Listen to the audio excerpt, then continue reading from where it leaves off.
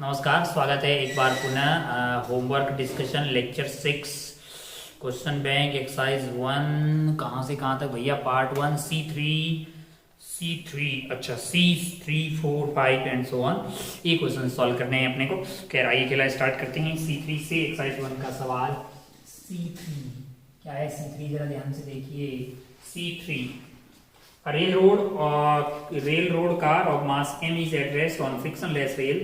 When a mass of small m start moving on the car toward the engine, if the car recoils with a speed v backward on the coil with velocity of approaching the engine. अच्छा, तो यहाँ पे एक car है जिसका मास आपको क्या दिया हुआ है। इसका मास आपको दिया हुआ है कैपिटल M है और इसके यहाँ पे मान लीजिए ये इंजन है इसका, और यहाँ पे एक भाई साहब खड़े हैं जो इधर की तरफ भाग रहे हैं।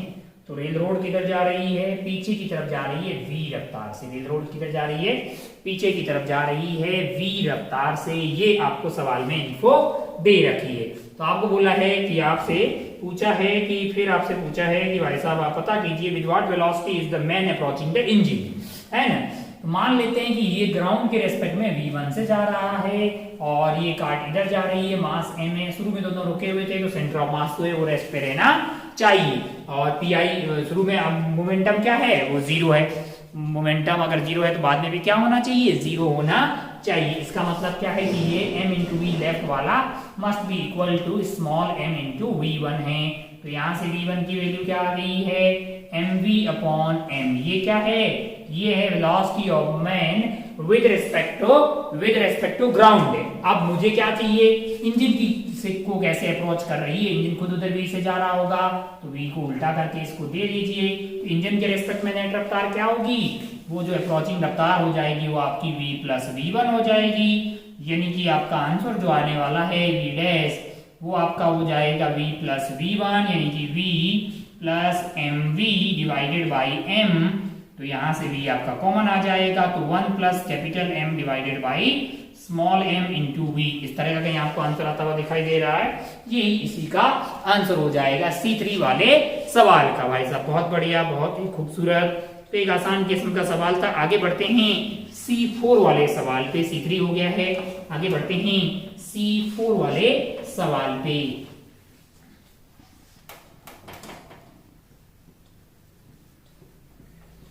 C4 क्या है। C4 जरा ध्यान से देखिए।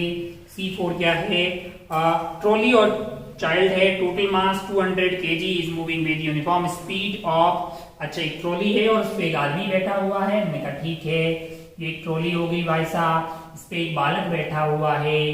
टोटल मास कितना है, 200 kg। यूनिफॉर्म रफ्तार 36 किलोमीटर पर हार है, तो 5/18 से मल्टीप्लाई कर दिया हमने। ये आ रहा है 10 मीटर पर सेकंड की रफ्तार से उधर जा रहा है। ओहो, on A frictionless track child का मास जो है वो आपका है 20 किलो। तो ट्रॉली का मास क्या हो गया है, 180 kg। मैंने कहा ये पूरा कार्यक्रम 10 मीटर पर सेकंड की रफ्तार से जा रहा है। तो चाइल्ड ऑफ मास जो start running on the trolley from one end to other end है।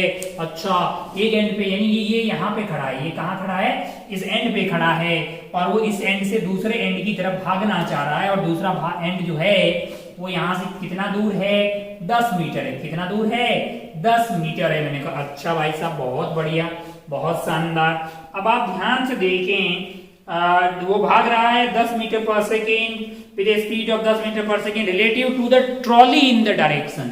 जो कि किसके रिलेटिव है, ट्रॉली के रिलेटिव है। और ट्रॉली की पहले रफ्तार क्या थी, 10 मीटर पर सेकेंड। अब मैंने कहा जब भाई साहब ये भागने लग गया है तब ट्रॉली की रफ्तार चेंज हो जाएगी। मैंने ये मान लिया कि ट्रॉली की रफ्तार क्या है, होगी ये अब v है।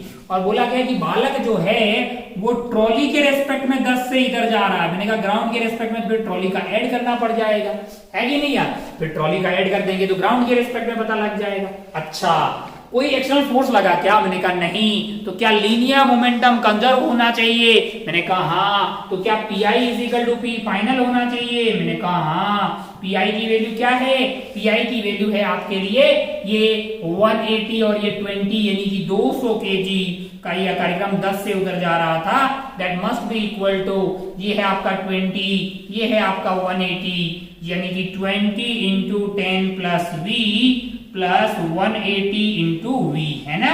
ये वो वाली रफ्तार है। जब भाई साहब दौड़ने लग जाएंगे तब ट्रॉली की रफ्तार क्या होगी। अब जरा ध्यान से देखें, ध्यान से देखें तो यहाँ से 0 कट हो जाएगा, यहाँ से 0 कट हो जाएगा, यहाँ से 0 कट हो जाएगा। ये हो गया 200 that is equal to 20 plus 2v plus 80 हो गया 20v। तो यहाँ से क्या आ रहा है 180 डिवाइडेड बाई v की वैल्यू आ रही है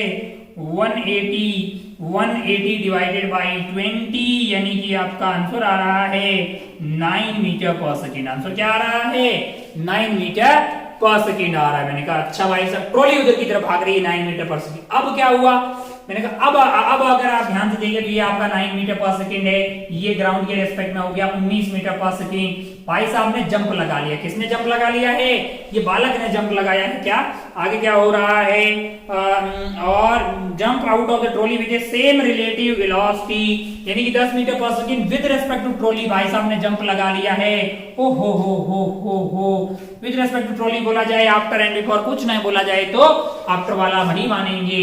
माना कि अब ट्रॉली की रफ्तार हो गई है v डैश, और भाई साहब जो हैं वो हैं ये आपकी 180 kg की है, और ये यहां से जंप लगा दिए हैं। इनकी रफ्तार 10 मीटर पर सेकेंड है इसके रेस्पेक्ट में, और इसकी खुद की रफ्तार इसमें ऐड कर दिए हैं। अरे भाई आफ्टर वाला ही कंसीडर करेंगे है ना, जब कुछ नहीं कहा जाए तो। अब अगर आप ध्यान से देखें तो इस कंडीशन और इस कंडीशन में क्या होना चाहिए, PI is equal to P final, PI is equal to P final. अब आप ध्यान से देखें तो मेरे लिए PI क्या हो जाएगा, ये 20 वाला भाग रहा था 19 से ग्राउंड के रेस्पेक्ट में, प्लस आपका क्या हो जाएगा 180 वाला चल रहा था 9 से, दैट इज इक्वल टू ये आपका 20 वाला है, 20 वाला अब भाग रहा होगा ग्राउंड के रेस्पेक्ट में 10 प्लस v डैश से, और v डैश की हमें तलाश है 180 वाली, ये जो है v डैश से इधर जा रही है। अब ध्यान से देखिए 0 उड़ा दिए हैं हम, तो 19 इंटू 2 9 18 38 हो गया है, 8 9 72 ऐसा 7 9 और 7 हो गए 16, that is equal to 20 plus 2v dash plus 18v dash यानी कि 20v डैश है। अच्छा भाई साहब बहुत बढ़िया, तो ये 38 ऐड कर देंगे, 8 और 2 10 हो गए 6, और ये 200 हो गए भाई साहब, 200 माइनस 180 आ गया है ना, 180 is equal to 20v dash. अरे ये क्या हुआ, v डैश की वैल्यू आ गई 180 डिवाइडेड बाई 20 है, अरे ये तो आ गया 9 मीटर पर सेकेंड। क्या आ गया है 9 मीटर पर सेकेंड, जो है फाइनल रफ्तार होगी किसकी, ट्रॉली की भाई साहब। अच्छा भाई साहब बहुत बढ़िया, बहुत ही खूबसूरत। यही पूछा है हमसे, एक और चीज पूछी है यहाँ पे, how much has the trolley move from the time child begins to run है, यानी भाई साहब जब चाइल्ड आपका यहाँ से रनिंग स्टार्ट करता है, यहाँ भाग जाता है, तब तक ट्रॉली कितना मूव की। मैंने कहा अगर मैं ट्रॉली पे चीटा बन के बैठ जाऊं, ट्रॉली पे चीटा बन के बैठ जाऊं, तो ये मेरे लिए ट्रॉली के रेस्पेक्ट में ये कैसे भाग रहा था 10 मीटर पर सेकेंड, तो यहाँ से यहाँ आने में कितना टाइम लगेगा, टाइम लगेगा भाई साहब रिलेटिव डिस्टेंस कवर करना है 10 और रफ्तार होगी 10, यानी 1 सेकेंड का टाइम लगेगा। अगर 1 सेकेंड का टाइम लगेगा तो तब तक भाई साहब ये ट्रॉली जो है वो तो 10 मीटर पर सेकेंड से ट्रॉली जो है, अच्छा सभी भाग रहा होगा तब ट्रॉली 10 से जा रही होगी कि ट्रॉली 9 से जा रही होगी, मैंने कहा तब ट्रॉली 9 से जा रही होगी। ट्रॉली जब 9 से जा रही होगी तो ट्रॉली कितना आगे पहुंच गई होगी, ट्रॉली जो डिस्टेंस मूव करेगी 9 इंटू 1 9 मीटर, क्योंकि भैया जब भागते रहेंगे तब ट्रॉली की रफ्तार 10 से चेंज होके 9 हो जाएगी, और ट्रॉली जो है 1 सेकेंड के दौरान 9 मीटर आगे जाएगी। तो आपका आंसर हो जाएगा 9 मीटर पर सेकेंड फाइनल रफ्तार हो जाएगी, और 9 मीटर जो है जब ये भैया यहाँ से यहाँ पहुंचेंगे तब तक ट्रॉली आगे की तरफ प्रस्थान कर जाएगी। तो ये थोड़ा ठीक सवाल था C4 वाला। आगे बढ़ते हैं अपन C5 वाले सवाल पे, C4 के बाद आगे बढ़ते हैं C5 वाले सवाल पे।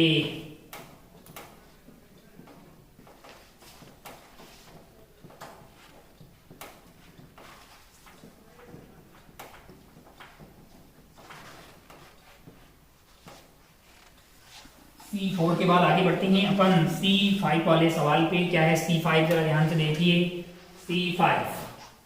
C5 वाला सवाल, C5 देखिए। C5 क्या है, a boy of mass 60 kg standing over a platform of mass 40 kg placed over a smooth horizontal surface, he throws a stone of 1 kg at an angle 60 degree with respect to ground. अच्छा कहाँ stand कर रहा है, 40 kg के platform पे। एक 40 kg का platform है, मैंने कहा अच्छा, बहुत बढ़िया भाई साहब, बहुत ही शानदार। इस पे कौन खड़ा है?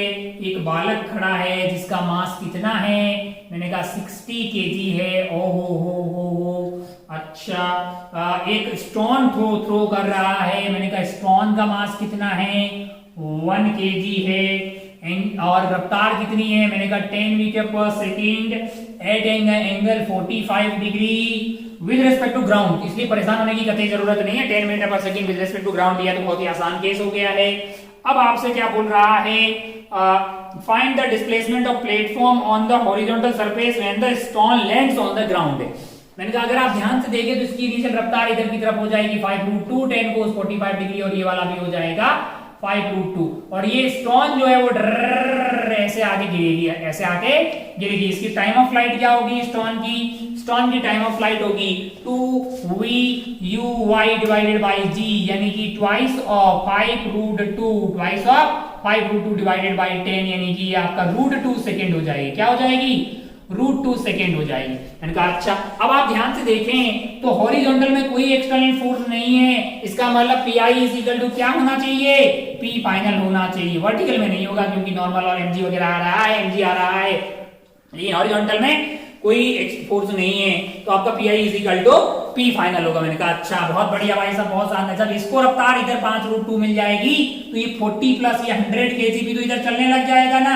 मैंने कहा हाँ, ओहो, this 100 into V must be equal to 1 KG का बॉल इंटू 5√2। मैंने कहा हाँ, तो रफ्तार क्या हो जाएगी? रफ्तार हो जाएगी 5√2 डिवाइडेड बाई 100। इतनी रफ्तार से ये कितना मूव करेगा ये पूछा गया है। मैंने कहा टाइम क्या है लाला? टाइम √2 सेकेंड है, तो ये इधर की तरफ डी मूव किया होगा 5√2 डिवाइडेड बाई 100 इंटू आपका है √2 इंटू क्या है? √2 सेकेंड आ गया है। तो ये 2 इंटू ये हो गया आपका, मतलब जो है 2 हो गया, 5√2 तो 1/10 मीटर, 1/10 मीटर। अगर आपको सेंटीमीटर में चाहिए तो 1/10 इंटू 100 कर दीजिए, आपको मिलेगा 10 सेंटीमीटर। यानी कि जब बॉल गिरी होगी तब तक ये पूरा सेटअप जो है, बॉल वैसे ये बहुत हल्का है, ये बहुत भारी है, कम मूव करेगा, वैसे 10 सेंटीमीटर मूव करेगा, 10 सेंटीमीटर मूव करने वाला इस डेटा के हिसाब से। आगे बढ़ते हैं C5 के बाद में, आगे बढ़ते हैं C6 वाले सवाल पे। C5 हो गया है, आगे बढ़ते हैं C6 वाले सवाल पे। जरा ध्यान से देखें, मार्कर चेंज कर देते हैं, थोड़ा मर रहा है। C6 सवाल है C6, क्या है C6? जरा ध्यान से देखें C6 का सवाल देखिए जरा ध्यान से। Uranium 238 initially at rest elements alpha particle अगर आपको नहीं पता है तो हीलियम 2+ को अल्फा पार्टिकल, हीलियम के न्यूक्लियस को अल्फा पार्टिकल बोलते हैं। स्पीड इतना है, कितना है? 1.17 इंटू 10⁷ मीटर पर सेकेंड की रफ्तार से। मैंने कहा हीलियम भी रुका हुआ था, मैंने कहा हाँ हीलियम रुका हुआ था यहाँ पे, नहीं हीलियम नहीं, यूरेनियम 238 है ना, यूरेनियम। ये सब बातें अपन कहाँ करेंगे? रेडियो एक्टिविटी नाम की मॉडर्न में बातें करेंगे 12th में, या डेप्थ में। हमें वहां उससे मतलब नहीं, हमें तो इस सवाल से मतलब है 238 से डीके हो रहा है किसमें? आपका हीलियम मतलब हीलियम 2+ यानी कि अल्फा पार्टिकल बन गया। और क्या बन रहा है आपका? अल्फा पार्टिकल के साथ साथ बन रहा है आपका थोरियम बन रहा है 234, थोरियम 234 + 4 238, ठीक है।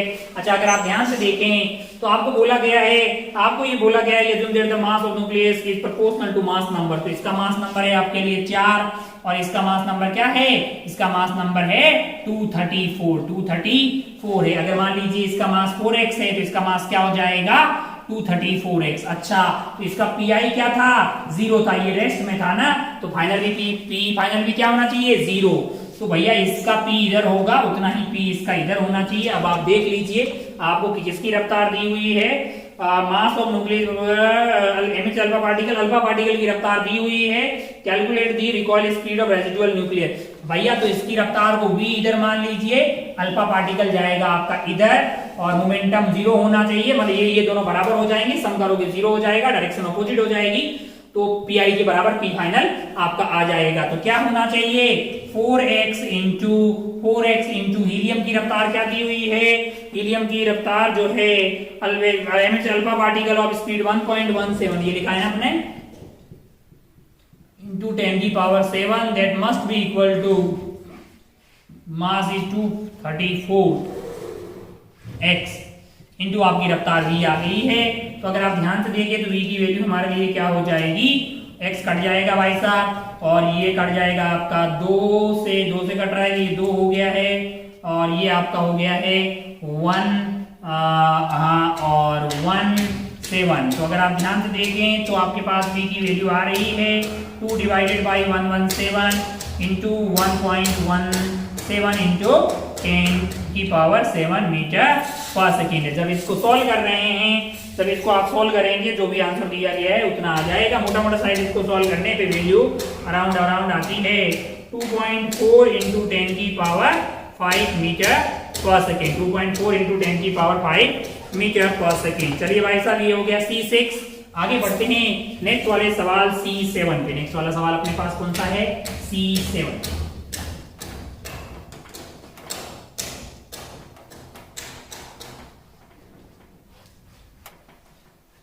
चलिए बढ़ते हैं नेक्स्ट वाला सवाल अपना कौन सा है C7 देखिए C7 क्या है, जरा ध्यान से देखिए। C7 जो है ये भी पेन गया हुआ है क्या यार, सही नहीं है क्या।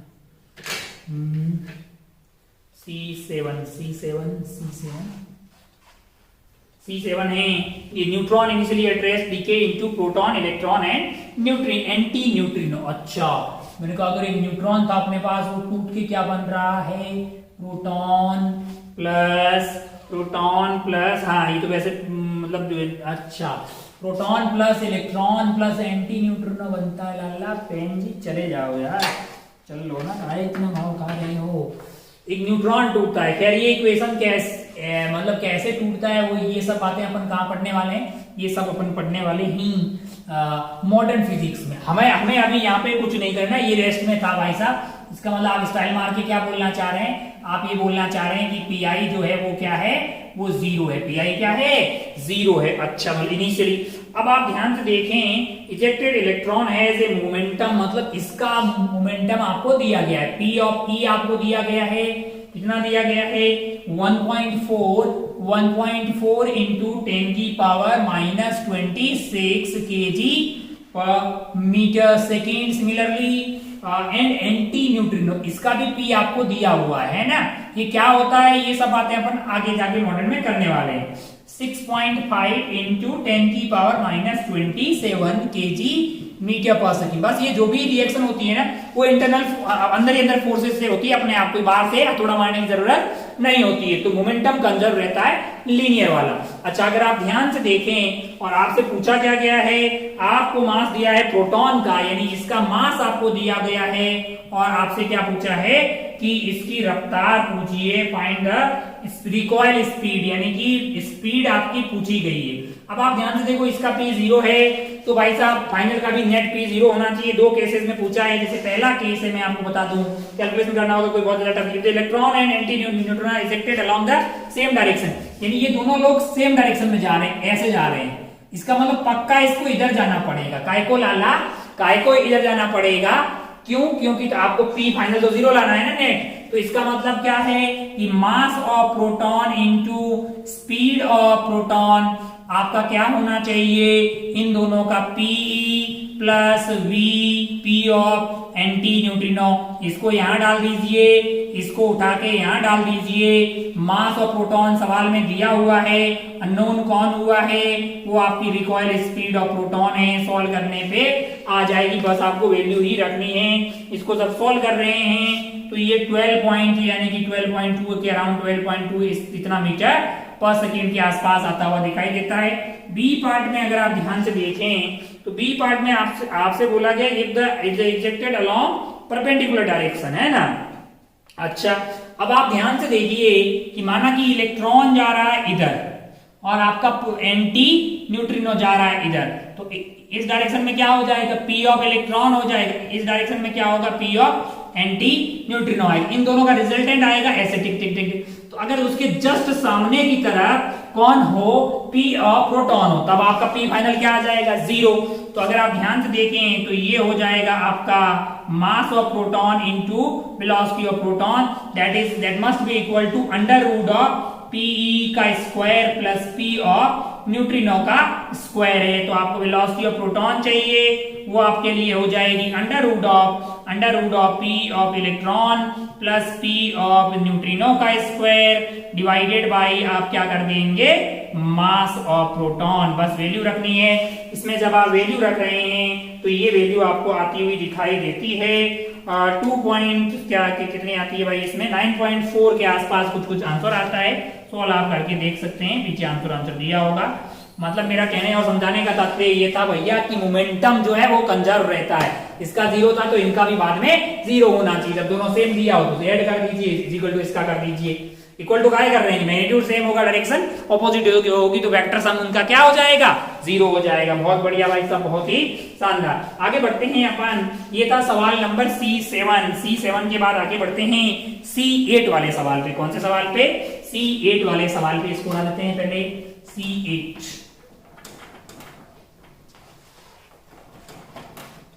क्या है, C8 सवाल देखिए जरा ध्यान से।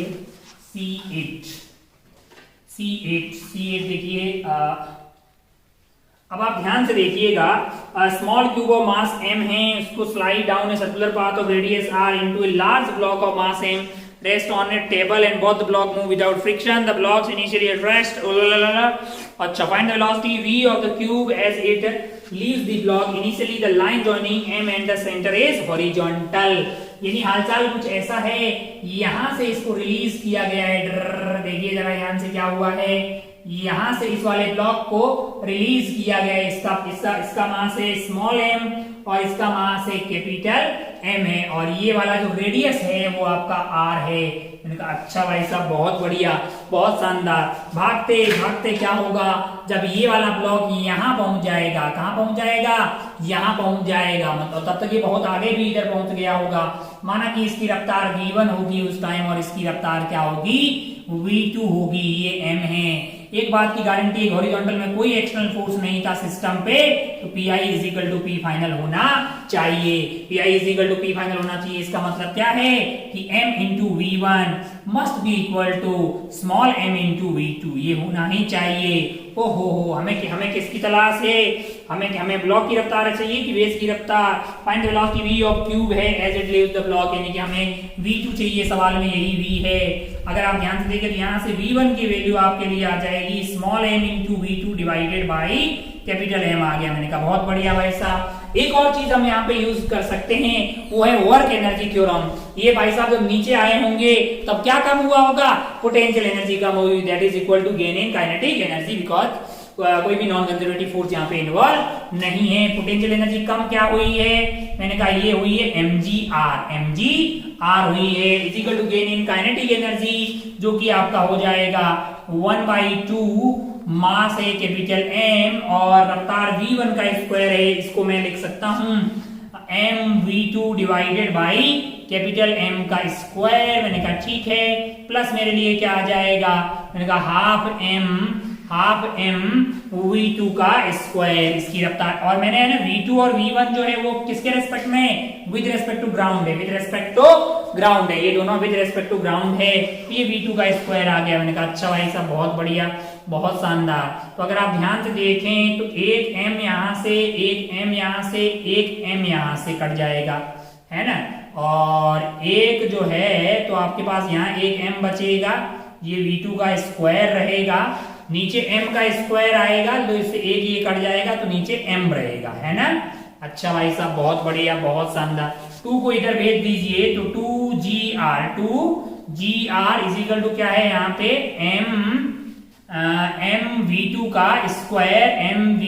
का square divided by capital M है एक, हाँ, और क्या है, मैंने कहा इधर की तरफ है v2 का स्क्वायर। यहाँ पे v2 का स्क्वायर है तो v2 का स्क्वायर अगर कॉमन ले लें मान लो हम, तो यहाँ पे 1 आ गया है और ये हो गया आपका v2 का स्क्वायर आपको क्या चाहिए, आपको चाहिए V2 ही तो चाहिए ना भाई साहब। V2 अगर चाहिए तो आपका V2 की वैल्यू यहाँ से क्या आ जाएगी, V2 की वैल्यू आ जाएगी अंडर रूट ऑफ, ऊपर की तरफ है 2GR, ऊपर की तरफ क्या है 2GR है, डिवाइडेड बाई क्या आ जाएगा, मैंने कहा ये लेके चले आइए आप, कैपिटल M को ऊपर भेज दीजिए, नीचे आ जाएगा M प्लस कैपिटल M है ना। अगर आप ध्यान से देखें तो ये बनाया जा सकता है, वरना फिर कैपिटल M को नीचे ले आइए तो यहाँ से बट्टा कैपिटल M आ जाएगा और ये +1 आ जाएगा। अरे ठीक है, इसी को नीचे ले जाके डिवाइड कर दिया है, बहुत बढ़िया भाई साहब, बहुत ही शानदार। तो ये आपका आ जाएगा V2 यानी कि V। तो इस तरह से ये C8 तक का खेला हमारा खत्म हो गया है। आगे हमको देखना है C3, C4, C7, आगे वाले सवाल A, B पे पहुंच गए हैं। आइए बढ़ते हैं C पे, C3 वाला सवाल। कौन सा सवाल, C3 क्या है जरा ध्यान से देखिए। C8 के बाद में आगे बढ़ते ही पार्ट 2 का C3 वाला सवाल, पार्ट 2 का C3 वाला सवाल जरा ध्यान से देखें क्या है C3 वाला सवाल पार्ट 2 का। C3 वाला सवाल पार्ट 2 का जरा ध्यान से देखें क्या है भाई साहब। Stationary body explode into 2 fragments M1 and M2। मैंने कहा ठीक है, एक मास M था, रुका हुआ था, फूट गया किसमें, M1 एंड M2 में। जाहिर सी बात है इसको इधर जाना पड़ेगा, इसको इधर जाना पड़ेगा, ओहो, और इनका जो है नेट मोमेंटम क्या आ जाएगा, 0 आ जाएगा। If the momentum of one of the fragment is P, energy of explosion is. मैंने कहा अगर आप ध्यान से देखें तो आपका P होगा, वो होगा M1V1 that is equal to M2V2। ये होना पड़ेगा भाई साहब, है कि नहीं है। मोमेंटम का मैग्नीट्यूड दोनों का सेम होगा, डायरेक्शन अपोजिट होगी, खत्म हो जाए। अब पहले एनर्जी किसके पास, जीरो तो 0 थी, अब यहाँ मतलब ये रुका हुआ था और अब इसको क्या मिल गई, काइनेटिक एनर्जी मिल गई दोनों को। तो ये एनर्जी कहां से मिली होगी, एक्सप्लोजन से मिली होगी।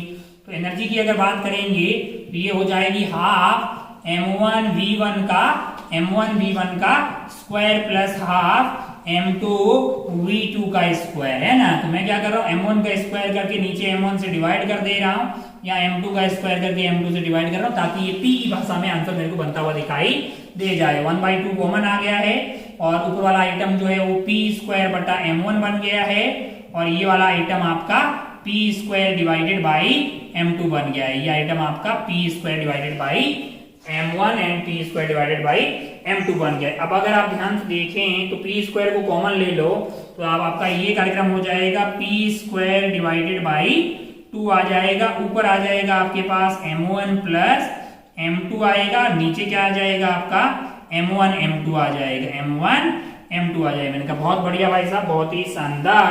P square by 2 M1 M2। तो ये ऑप्शन आपको जो है कौन से ऑप्शन में दिखाई देगा, ये आपका ऑप्शन C है। इसको टिक करके आगे बढ़ सकते थे। तो ये C3 था। C3 के अलावा कौन सा सवाल है होमवर्क में, C4 है और 7 है। C4 देखते हैं भाई साहब, फिर आपका बचेगा C7, C4 जो है वो देखते हैं क्या है। C4 देखिए जरा ध्यान से। C4 देखिए, C4 क्या है, a railway flat car has a artillery gun installed on it. Combined system has a mass m and moves with velocity v0 है, ऐसा कुछ सिस्टम है। अच्छा भाई साहब, आर्टिलरी गन 1 लगा दी ऊपर, ठीक है, ये लगा दिया हमने गन। अच्छा बहुत बढ़िया, बहुत शानदार। ये railway flat car has artillery gun installed on combined system has mass m and moves with velocity v0 है। ये पूरा कार्यक्रम कैसे चल रहा था, v0 से चल रहा था। Barrel gun makes an angle alpha with the horizontal. मैंने कहा ठीक है, ये एंगल आपका अल्फा है ना। The shell of mass small m leaves the barrel at speed u relative to the barrel in forward direction.